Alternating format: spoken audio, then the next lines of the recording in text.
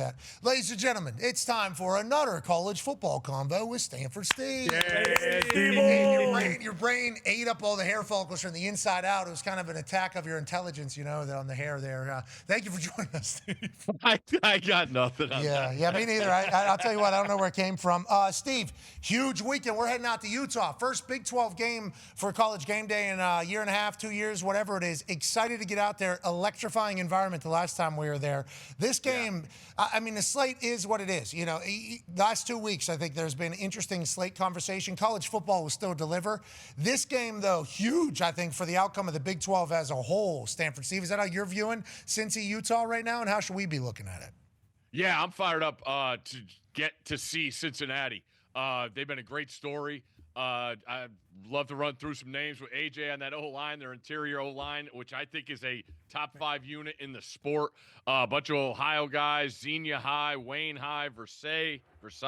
Sorry, not great pronunciations. But it starts and ends with this guy right here. Brendan Sorsby's been unbelievable. Since week 1, this offense is 5th in the country in 41 points per game, 1st in the country in yards per play at 7.7, and 3rd in the country in explosive play rate. They've been awesome. It's because of the offensive line and that guy Sorsby, who's going to get a shot at the next level. He's a transfer from Indiana. He's 240 pounds. He's accounted for 27 touchdowns and 1 interception, which was a pretty costly interception because that was at the end of the Nebraska game. But this team has all the goods. They're plus 700 to win the Big 12, and they got this game in Salt Lake City. They get Provo to come to them, and they end the season at TCU.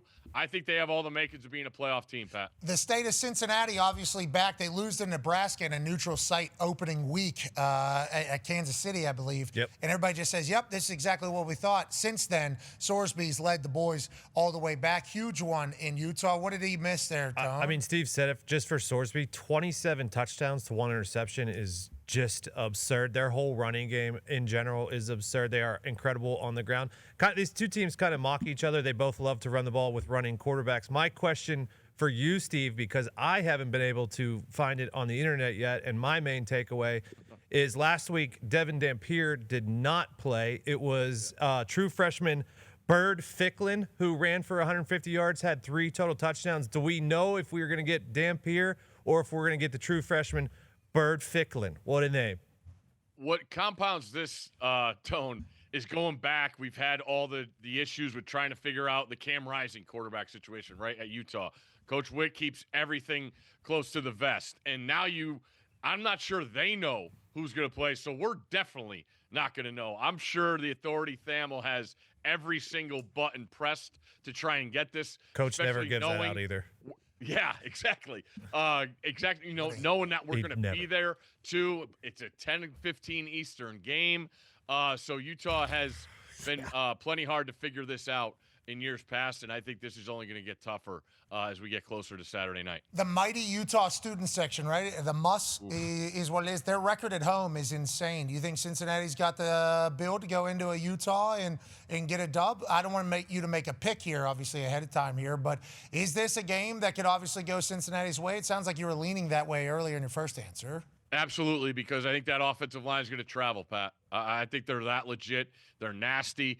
Against Baylor last week, Baylor, how high-flying offense, Spencer at quarterback, who's an NFL guy, 8 drives, 56 plays. That's all they had the ball for, Baylor. Cincinnati does a great job on offense, and I think that's going to travel and bode well for them in a monster spot. As I mentioned, the game time's tough for an East Coast team to go out there, but we're going to be in November by Saturday. Nobody wants to hear all the BS. They want to see teams play well. Cincinnati has the goods. Have a great Halloween. We'll see you on Saturday in November. They're 2-0 in home night games this season, Utah. They're outscoring their opponents at night 95-17 out there. Tough place to play. Cincinnati might have the goods. What else should we be looking at this college football weekend, Stanford Steve? I was just looking at the preseason rankings and remembering, when the rankings came out, and November 1st was a day, right? So going back and reading, stuff today, we were supposed to have seven top 25 matchups this week.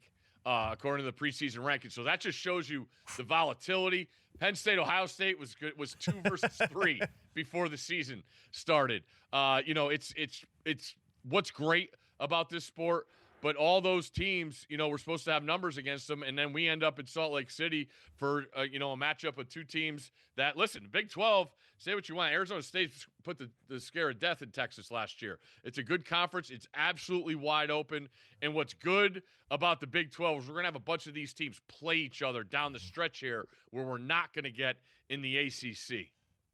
Let's talk about the SEC having to battle against each other towards the end of this whole thing. Yeah. Obviously, you got Georgia, Florida, Tennessee, Oklahoma. Vandy, Texas is a gigantic game. Go ahead, Con Man. Yeah, Stanford Steve, I'm surprised you chose to bring game day to Utah since you decide those things. But looking at, which is just crazy, I'm sure BYU. Denton, Texas, too, would have been sick. Obviously, the Holy War a couple weeks ago, if Steve says, let's go there, we probably end up going there. Yeah. Now, Utah has been very kind to us, and obviously, incredible game.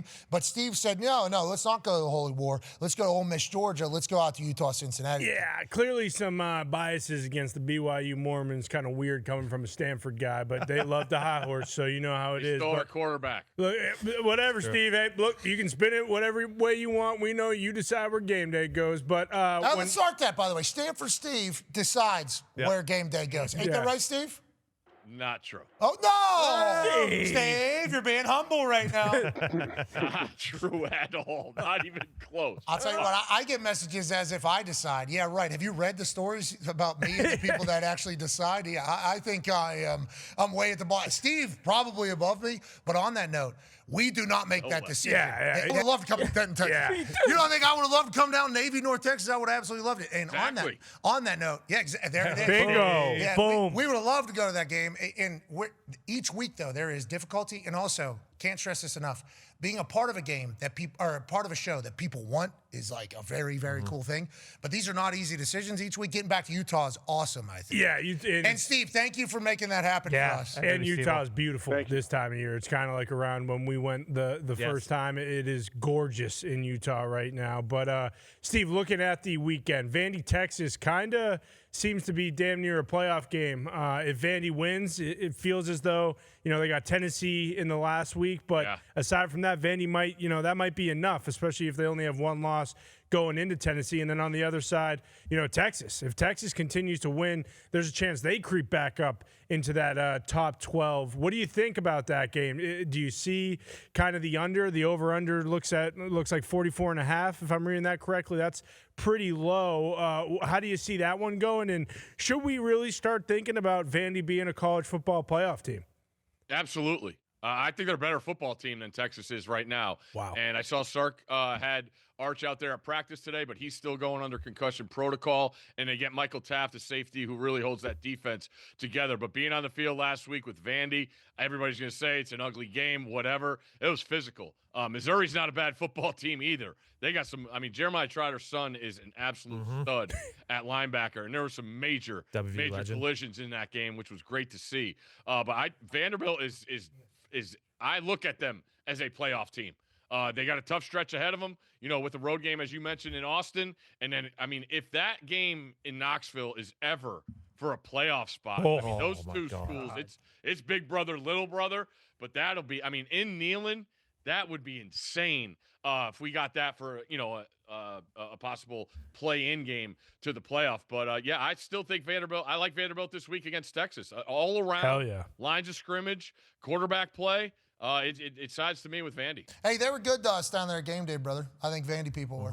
That crowd showed up. A lot of alumni showed up too. It was very obvious, people just associated with Vandy showed up for game day, wanted to represent for us. They had people in houses. I don't know what the hell that was, and then walkways. People were standing everywhere. We're very appreciative of that. They felt, I don't want to say obligated, but it did feel like they were putting an extra effort to show up for game day. Like they were thankful we were there. That was very cool feeling. And then Diego Pavia and Clark Lee, what they have done with that entire culture is they expect to win these games, Steve. Very quickly, they've expected to win these games.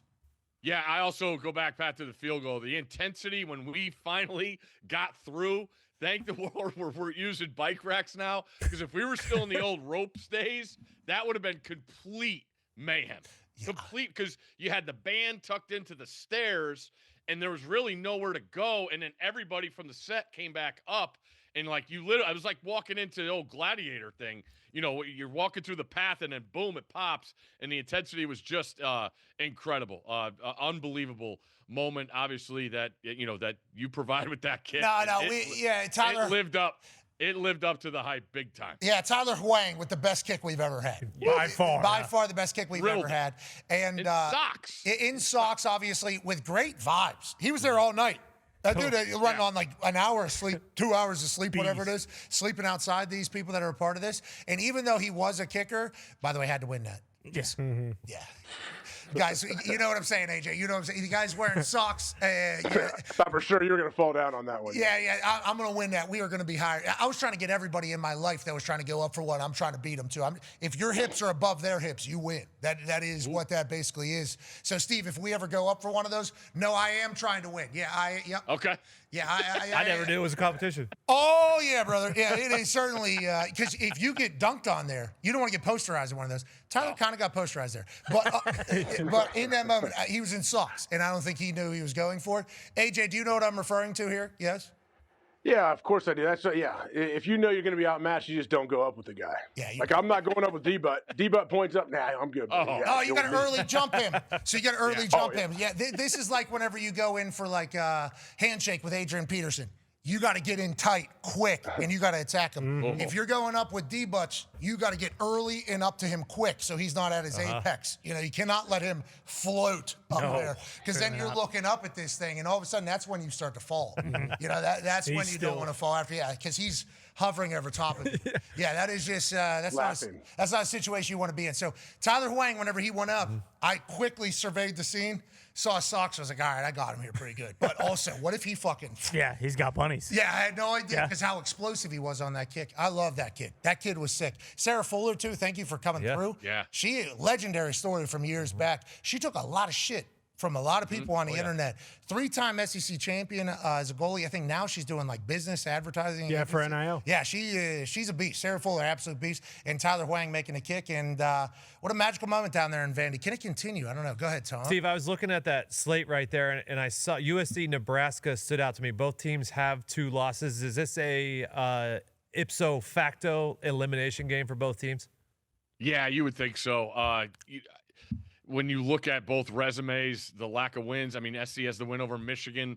That could possibly get better if Michigan runs the table. Nebraska's still looking for that moment. They do have the win over Cincinnati out of conference, but Nebraska needs to do some work in conference if they're going to make a trip. I mean, it's just so tough and it seems so far away. And when you look at Indiana and Ohio State for what they've done, how impressive they've been on the field and what they've done in their moments to beat the brakes off of teams, they've done it as dominant 2 teams as we have in the country, and it's pretty impressive. And it seems like a really far ride to get up to those 2 teams. I loved Desmond Howard's take on Ohio State though, because he's a Michigan man, obviously, so he is going to do what he's going to do. But him saying, "Do we know?" Okay, I guess we know. All right, I guess we know that they're because they've made it all look very easy. In Texas, obviously, was a close game, first game for both of them. In Texas would go on to be who Texas is. So it's like, I guess Ohio State, you can make that argument. And Des certainly I'm not saying they're not a good team. I'm just saying how do we really know? And they're not going to really get tested. Ohio State's not really Michigan's last game of the year. What is Michigan? We'll see by then. And then they're going to get in the playoffs, not giving up a touchdown in more than 2 games, maybe. So it's like, what a dominating performance. And there has been things in the past where the dominant teams just dominate everybody. Yeah. Like, hey, they are just a dominating team. But I am excited, I think we all are, to see what they have in a massive, massive game. We haven't even really talked about them on game day because there hasn't been a lot of situations to really bring them up. The Big Ten, though, has been a talking point. Go ahead, Ty. Yeah, Steve, where we sit right now, because everyone's kind of saying, hey, the Big Ten is going to be a 3-bid league. That's just kind of how it is, unfortunately.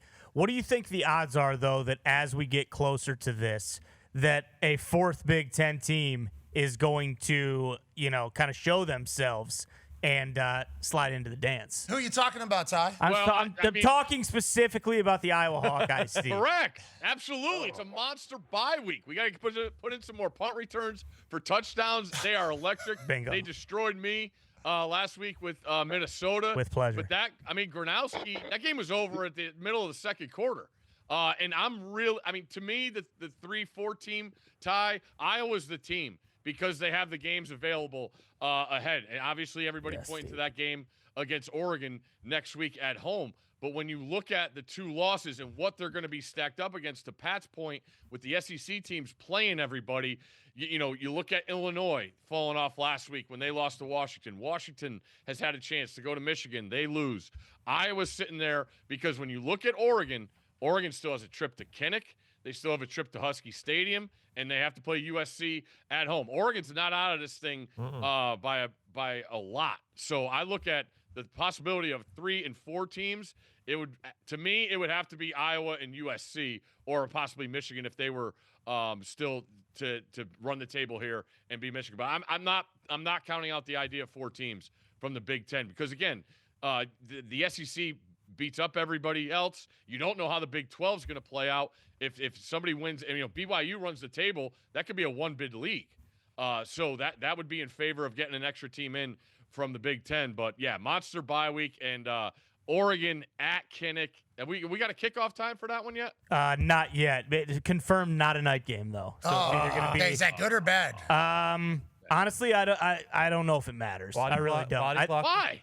Well, you'd prefer it being. I think playing at home. I think Kinnick is a massive home field advantage. Just regardless. Yeah, no matter what. Night, awesome, but also noon. But like you said, those central noon games, like you can get lulled to sleep. I guess it's 11 o'clock Central or whatever it is. Yeah, exactly. And then Oregon, that's 9 a.m. I guess, 9 a.m. local. Right. Not that they're not used to it, and Dan Lanning does not give a shit about that excuse, and I respect that out of Dan Lanning. He's seemingly the only one that hasn't been like, we signed up to be in a conference. It's 6 hours away, and we got to travel 6 hours every time. He's the only one not saying that. Right, which I appreciate that. But I also have seen people looking ahead at like the weather, and like there's a chance that it could be just like a prototypical, like really cold, a lot of flurries, which would definitely play 11 a.m. Yeah, which would play into Iowa's hand quite a bit. Well, and that's also what we talked about with those West Coast teams. Not that Oregon has perfect weather. They certainly have a lot of rain and can deal with that whole thing. But the thought was like, hey, this USC team's good. Wait until they got to travel to Illinois at a 9 a.m. local in November, whenever it's so. Can they get up for that game? Or Northwestern or one of these others. Iowa just so happened to be the place, hopefully, for, in their eyes, against Oregon in a couple weeks. And I'll let you know that although he picked Minnesota, whenever right before said seg about picking the next Big Ten team on game day, Stanford Steve drops in my ear. I have a direct to Stanford Steve. He goes, who are you picking here?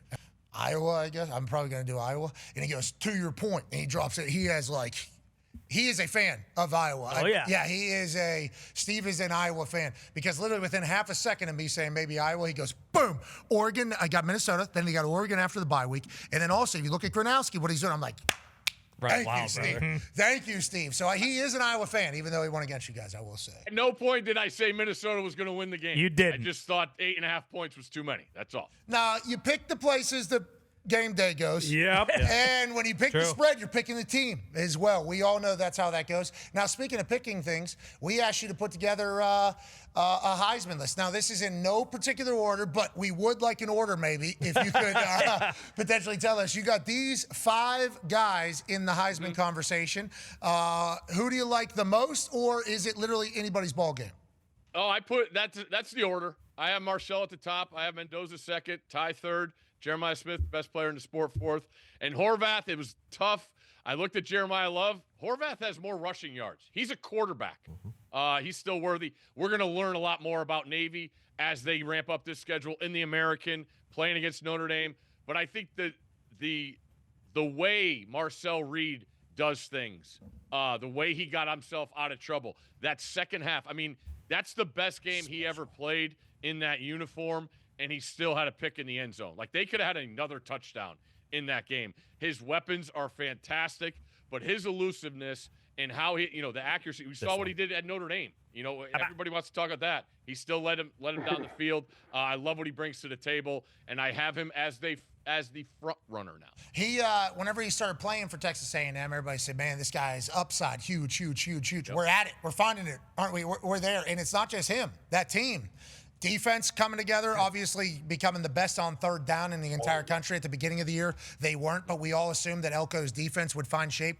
They have. On offense, they have weapons, and their offensive line moves, and they have a real home field advantage as well. It's like Texas A&M, only undefeated team left in the SEC. They're for real, Brother Tone. Yeah, they are absolutely for real. We've talked about it. Like, why not Marcel Reed with the Heisman? Oh, yeah. That would be crazy. Texas A&M winning the Heisman in 2025. He's got the numbers. They score 40 points almost every single game. I mean, the only guy that I, just doing research for this weekend, like Sorsby's got 27 touchdowns, so 1 interception. He left Pavia off the list. People aren't going to be happy with that. Trinidad Chambliss still has got a lot of games left. You're talking about? Chambliss still has a lot of games left. Go ahead, Gotcha. Steve. Yeah, no. It's a great list. I'm just Pavia, saying other the guys. loss, 2 turnovers inside the 10-yard line. Heisman Trophy winners can't do that. Can't have Now he has moved. It's true. Love that, Steve. Don't worry. His brothers found me after the show and wanted to know what my thoughts were. So I talked to them. Like the Jokic brothers? Yes, they are. They were right over our shoulders. Like literally, when I was doing the baseball thing over at that set, the side. Well, I don't know what they're fucking called. The what are the 2 things called? The one that's closest to the main set. What's that thing called? Demo field? Okay, it's a demo field. Sure. Obviously, when we're out there, we interview the coaches. Yeah. We got the thing up there. So Kirk and Saban were doing film at the.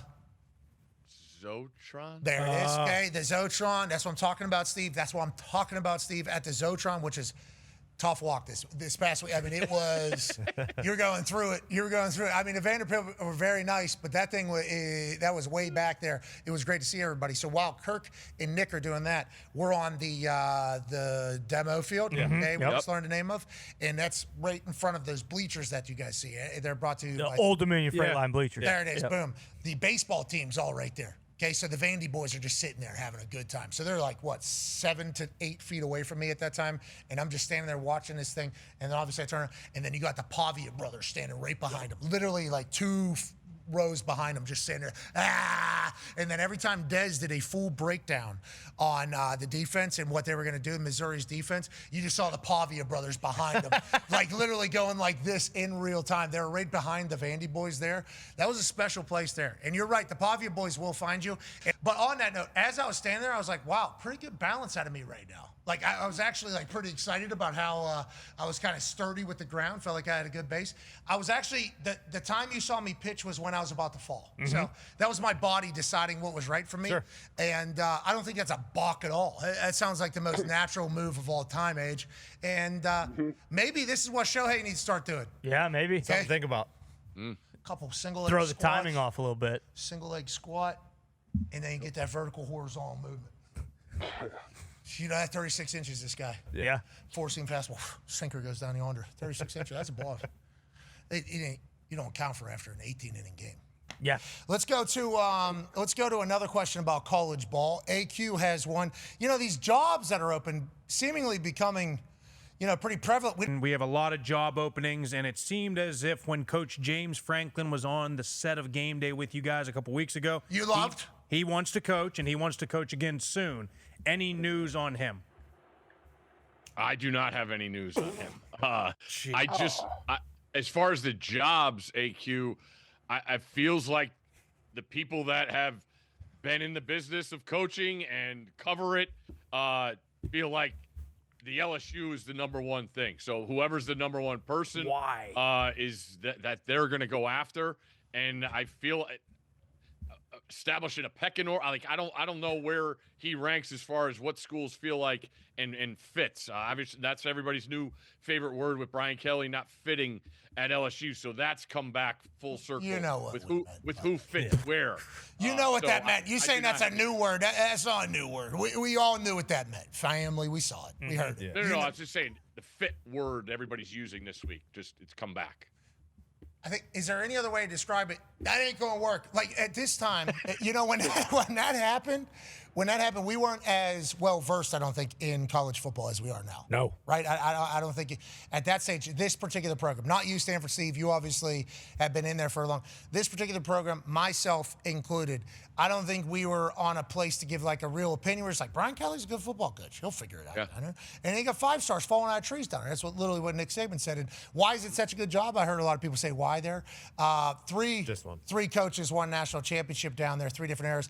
Nick Saban, the Mad Hatter, Les Miles, and Orgeron. Yep. And whenever those 3 are able to win a national championship, maybe those 2 able to win that, you start thinking to yourself, hey, this place might be able to have enough talent to go on and win it, which is why I thought Brian Kelly, good football coach.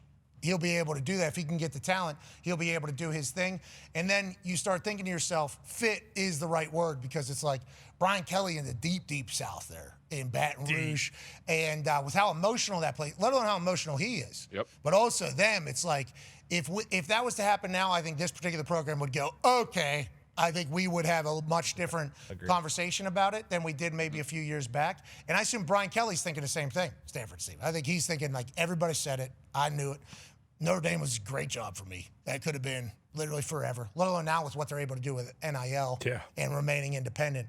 I assume Brian Kelly's having a couple of those fit moments as well from the decision-making process, or is the $54 million he's getting over the next 6 years like, it was a good fit? Yeah, it was a good fit for all. Yeah, I think you get that to fall back on. It's look good. I've just been astounded at how it feels like Notre Dame fans are happier that he got fired than LSU fans are. They were very happy. Where they start to, tell the stories, LSU guys talking about how former players weren't welcome back, Notre Dame players and fans, alumni talking about, since Marcus got the job back, you see Joe Montana back at games, you see Jerome Bettis back at games, Tim Brown, like they like that, the established tradition that they have. So it's been funny to see the Notre Dame reaction of seeing Kelly get gone. Yeah, the Irish will certainly hold a grudge. That is something that will certainly happen. No doubt. I'm right in the middle of one right now. Probably about 10 of them, actually. Steve, I appreciate the hell out of you, man. You're the best. Thank you for joining us. We'll see you in Utah. Oh, whoa. You're right. I completely forgot. Do you want to debut your bracket right now? I'll show my bracket, yeah. Let's do it. Let's show his bracket. show the bracket. He's got a big old bracket. Now, this is not just another college football playoff bracket. This ain't like the other No, it's not. college football playoff brackets. This is Stanford Steve's projected at this exact moment college football playoff bracket. Now, anything can happen in college ball. You're talking about 18 to 40-year-olds playing, okay, at this stage of college football with how long people are playing for. But anything can happen in college football. So this is as of this exact moment. Why do you think these things, Steve? And what sticks out that people will probably give you the most shit for? James Madison makes their way into the college football playoff. Big win last night. Yeah, I really like what I've seen from James Madison. People are going to have a problem with that. Everybody, at the American Conference, I think they're all going to beat up each other, and that gives multiple losses. And I look at James Madison with the ability to run the table and having a close loss at Louisville, who beat Miami, and JMU was leading in the second half of that game. It was tied in the fourth quarter, and they were still playing 2 quarterbacks at that time. I really like what James Madison brings to the table as far as the G5. We talked about Cincinnati. I look at them. I mean, I mentioned plus 700 to win the Big 12, I believe is worth a shot. And then the top 4, as you can see, I've talked to a couple guys that make the old lines out in Vegas. Right now, today, or tomorrow, if the Big 10 title game was right now, Ohio State would be a 7-point favorite over Indiana. So I just went with chalk there. That's bullshit. I'm just relaying. Okay. That's all. I'm not saying I agree with it. So Alabama ranked 4th, Georgia ranked 5th, A&M ranked 2nd in the Big Ten at 1 and 3. How do you get to that Final Four? So you think this SEC? I think those are the teams that play in the conference championship game, and the winners are higher seed, and the losers are lower. All right. ACC might get 2 teams, and you got 2 teams from the ACC. So he thinks that Miami and Georgia Tech will be an undefeated Georgia Tech or a one-loss Georgia Tech to Georgia in the last game of the year. They'll be in the championship game, and Miami will win, I believe is what Steve is thinking here. Mm-hmm. Yeah. So Georgia Tech loses to Georgia, beats Miami? No, loses. What did I have? Yes, whatever you said. Yeah, it doesn't get Doesn't punished. sound like you fucking. Yeah. Doesn't get punished for the conference championship loss. Correct. Can we punt on Notre Dame? I'm sick of Notre Dame. What? Get them Well out of said, here. Connor. Indiana is the team of this Everyone's state now. holding their Notre water. Dame, kick rocks. All right, you had your chance last year. Just shut We up. like Marcus Freeman. I like Marcus Freeman a lot, and I love Jeremiah Love, especially after Jen Lotta's piece on him. Like, genuinely Legit. so excited for him, in the NFL. They had their chance. All right, this is IU State. Who'd they lose to? Miami and A&M. Two teams that are on here, brother. No, let's get JMU up to 9. Let's get someone else in there at 12. I did see that one tweet that old buddy said, you know what? Everybody on us should hate me. He said, you guys want you want everybody that's deserving to be in the playoffs, but it's going to be on you whenever it's 2 no-name schools and nobody's watching or whatever. And everybody said, shut up, dude. We don't care about rating. What are you, a TV executive? Yeah. You're worried about the advertising. All we want is good games here. We just want the best teams to represent, and we're hoping for great games. Last year, first round was not. Last year, it won how it went. And then, kind of it rolls into the Rose Bowl a little bit there with Ohio State and Oregon. But I think there's like the better teams, the best teams are displayed. And that's all we're looking for in this entire thing. Yeah. Who are the best teams in the country? And then it kind of chips fall however they fall. Yeah, and that's what's stunk about the Rose Bowl is we missed like the only good kind of game as far as the first round was Arizona State, Texas, because Arizona State made that massive comeback. And it's like teams like that have players like Scadaboo that then become, household names all of a sudden. Not that he wasn't before, but even more so. And then goes on to the NFL. It's March Madness. Yeah, exactly. It is a little bit of a March Madness type feel. Go ahead. Steve, why Cincy over, I don't know, BYU, Texas Tech, the other list of Big 12 teams that are? I think they dropped multiple games and Cincinnati runs the table. Okay. Wow. Oh, so he likes Cincinnati this weekend. He just gave us pick. Texas All right, Tech, thanks. We appreciate you. All right, Steve. We appreciate that. The man who picks the college game day locations. The man who obviously has the city. You're the best, ladies and gentlemen. Stanford Steve. Yeah, Steve. You want this, you got that. No way, watch them walk right past you. Run fast while you have the chance. Don't speak, let them look right